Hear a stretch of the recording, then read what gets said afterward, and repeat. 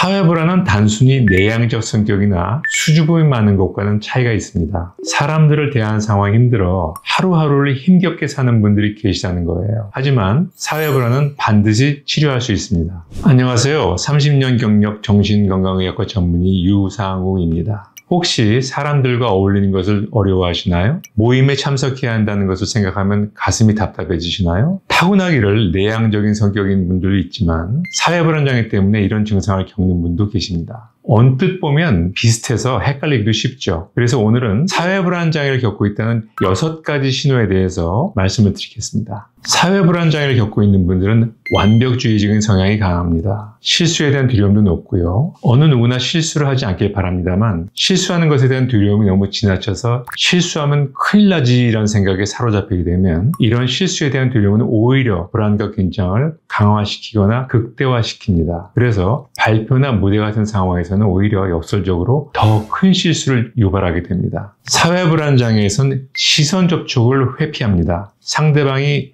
정면에 있는 경우 대각선상에 있거나 바로 옆에 있어도 그 시선을 상당히 의식하고 회피합니다. 윗사람을 상대할 때, 이성을 상대할 때 수줍어하는 모습으로 나타나는 시선 회피는 정상 범위의 반응으로 볼 수 있지만 정작 중요한 사람들을 상대해야 될 때 적절한 시선 접촉을 하지 못하고 회피한다면 이건 상대방과의 제대로 된 관계를 만들어 나가는데 상당한 지장을 초래할 겁니다. 사회불안장애의 대표적인 증상인 시선공포 증상으로 설명이 가능합니다. 쓰기공포가 나타나기도 합니다. 혼자 있을 때는 아무 문제가 없지만 앞에 사람들이 있으면 떨리고 불안해서 글씨를 못 씁니다. 수전증이나 파킨슨병 같은 질환으로 손떨림이 있어서 앞에 사람이 있거나 없거나 상관없이 글씨를 못 쓰는 경우라면 모르겠지만 사회불안에서 나타나는 쓰기공포는 꼭 사람들이 있는 상황에서 나타납니다. 예를 들어 볼게요. 은행 창구에 가서 은행 직원이 지켜보는 상황에서는 은행 관련 서류를 제대로 쓰지 못해 일어나는 문제들이 사회불안장애에서 나타나는 쓰기공포로 해석 가능합니다. 사회불안장애 환자들은 다른 사람의 평가에 대해서 상당히 민감합니다. 사실 사람들은 다른 사람들한테 별로 관심이 없습니다. 관심을 갖는 대상은 내가 사랑하는 사람, 가족, 연인들에 불과하죠. 그들은 나한테 별로 관심이 없는데 반해서 나는 그들이 어떻게 생각하는지 너무 중요하다면 이건 큰 모순이겠죠? 사회불안장애 환자들은 대인 상황에서 자신의 약점이나 두려움을 남들이 알게 될까 두려워합니다. 다른 사람들이 자신이 특정 상황에서 공포를 느끼고 있다는 사실을 얼굴 표정이나 행동을 통해 알게 될까 두려워합니다. 그리고 타인에게 이런 약점이 드러났을 때 자신을 안 좋게 생각하거나 혹은 악의를 갖지 않을까 두려워하는 경향성이 매우 높습니다. 지나친 배려의식을 보이는 경우가 많습니다. 대인관계에서 적절한 배려는 꼭 필요한 덕목이죠. 하지만 과유불급, 지나치면 아니한만 못하다라는 말이 있죠. 배려가 지나친 나머지 상대방에게 폐해를 끼칠까 두려워하고 그 두려움이 적절한 대인관계를 두려워하거나 회피하게 만드는 양상으로 이어질 수 있다는 겁니다. 내 냄새가 상대방에게 폐해를 끼치면 어쩌나 하는 냄새공포, 내 못생긴 얼굴이 상대방을 기분 나쁘게 하면 어쩌나 하는 추모공포, 사람들이 여럿 모인 장소에서 뽀로록 뱃소리가 다른 사람들을 기분 나쁘게 하면 어떻게 하나 하는 뱃소리 공포 같이 이런 지나친 배려의식이 사회불안으로 이어지는 경우들은 아주 흔하게 볼 수 있는 상황입니다.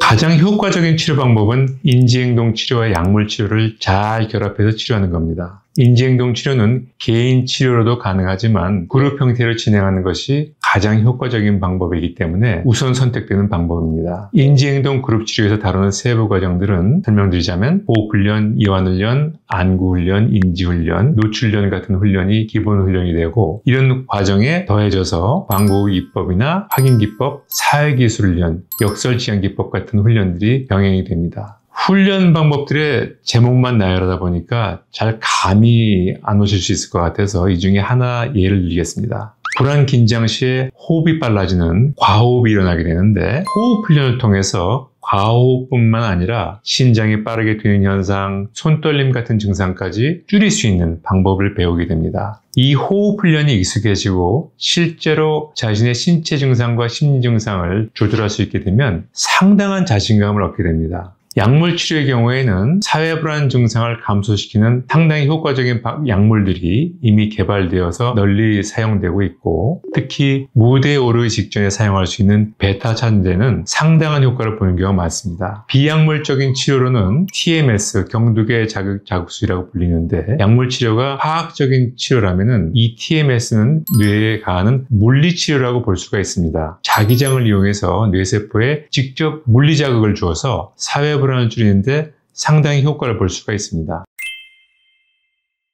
아주 우수한 내신 성적을 갖고 있는 삼수생이었는데 고3 재수하면서 수능을 완전히 망쳐가지고 내원했어요. 모의고사 때는 실력 저하가 약간 있는 정도였는데 막상 가장 중요한 시험인 수능에서는 자신이 어떻게 시험을 봤는지 아예 기억이 안 날 정도로 초긴장 상태에서 시험을 치렀다고 했습니다. 이 사례자에게 질문했어요. 만약 수능 시험을 시험 감독이나 학생들 없이 혼자 한정된 공간에서 치렀다면 어땠을까 했는데, 그런 경우엔 전혀 문제가 없을 거라고 답을 했습니다. 이건 단순히 시험 공포가 아니라 수능 시험처럼 사람들이 빼곡하게 있는 특정 상황에서 불안과 두려움이 더욱 커진 경우로 볼 수가 있었습니다. 모의고사 때는 성적이 잘 나왔기 때문에 수능이라는 큰 시험의 압박감과 원래 있었던 사회불안이 합쳐져서 증상이 더욱 심해진 것으로 해석할 수가 있었습니다. 사회불안장애로 진단된 사례자는 적절한 약물치료와 함께 인지행동 그룹치료에 참여하게 되는데요. 이 그룹치료 시간에 배운 호흡, 이완훈련, 인지훈련을 통해서 수능 시험에 대한 공포감은 현재 줄었습니다. 이제 수능날이 다가왔죠. 그래서 치렀고 원래 실력을 발휘해서 전년도에 비해서 수능 성적이 150점 올라갔어요. 원하는 명문대에 진학을 할 수 있었습니다. 의사의 큰 보람이었습니다.